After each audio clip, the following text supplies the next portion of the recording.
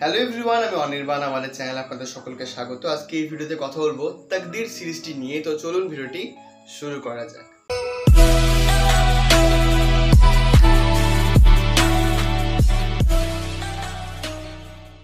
তো তাকদীর সিরিজটা আমি আজকে দেখলাম। আপনারা বলবেন যে হ্যাঁ, এটা অনেক পুরনো সিরিজ, প্রায় 5 বছর আগের সিরিজ এটা। তো আমার যতদূর মনে পড়ে যে এই সিরিজটাই বোধহয় ভারত আর বাংলাদেশের কোলাবোরেশনে হইচইয়ের প্রথম কাজ, এবং আমার এই সিরিজটা খুব ভালোই লাগলো। আমি যদি এক কথায় বলি, মানে কিছু ফ্লস রয়েছে, তবে যেরকম গল্পটা এগোয় বেশ ইন্টারেস্টিং। এবং যারা আর কি দেখেছেন তারা তো দেখলে বুঝতে পারবেন, যারা দেখেন তাদের জন্য মেনলি এই রিভিউটা করা। তো আমি যদি এক লাইনে এই সিরিজটা নিয়ে বলি, দেখুন প্রথমত এই সিরিজটা বেশ ভালো একটা প্রেজেন্টেশন, মানে অভিনয় প্রত্যেকের খুব ভালো।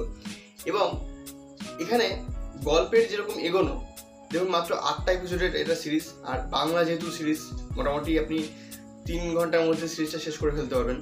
তো গল্পটা যত এগোয় ধীরে ধীরে জটিল হয়ে ওঠে। এবং মজার বিষয় এই যে একটা সময় মনে হয় যে আপনি হয়তো কনফিউজ হয়ে যাবেন সিরিজটা দেখতে দেখতে, বাট আপনি আস্তে আস্তে বুঝতে পারবেন যে এই গোটা সিরিজের যে গল্পটা সেটা কিন্তু নন লিনিয়ারভাবে সাজানো হয়েছে। এর মানে একটা ঘটনা ঘটছে, তারপর হয়তো পাস্টের ঘটনা দেখানো হচ্ছে, আবার প্রেজেন্টে ফিরছে। এবং এই পাস্টের ঘটনাটা যেভাবে আর কি প্রেজেন্ট করা হয়েছে সেটা একটু কনফিউজিং লাগে, বাট আপনি আস্তে আস্তে বুঝতে পারবেন বিষয়টা কী ঘটেছে। এই সিরিজের কিছু পজিটিভ দিক রয়েছে। পজিটিভ দিকগুলো হচ্ছে প্রথমত প্রত্যেকের পারফরমেন্স। চঞ্চল চৌধুরী, মানে তার আমি হাওয়া দেখেছিলাম, তার কাজ খুব ভালো। যদিও চঞ্চল চৌধুরীর অন্যান্য অনেক কাজ আছে, তিনি খুব ভালো অভিনেতা, তার কাজ এখানে খুব ভালো লাগে। এছাড়াও যারা অন্যান্য চরিত্র রয়েছেন, এখানে মনোজ প্রামাণিক রয়েছেন মইনুল রানার চরিত্রে।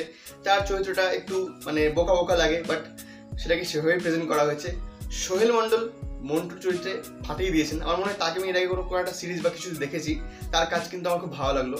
এবং পার্থ বড়ুয়া, তাকে যে রোলটা দেওয়া হয়েছে তিনি কিন্তু খুব সুন্দরভাবে প্লে করেছেন। তো প্রত্যেকের কিন্তু কাজ খুব ভালো। সিরিজের স্টোরি লাইন নিয়ে তো বললামই, মিউজিক সেটাও বেশ ভালো।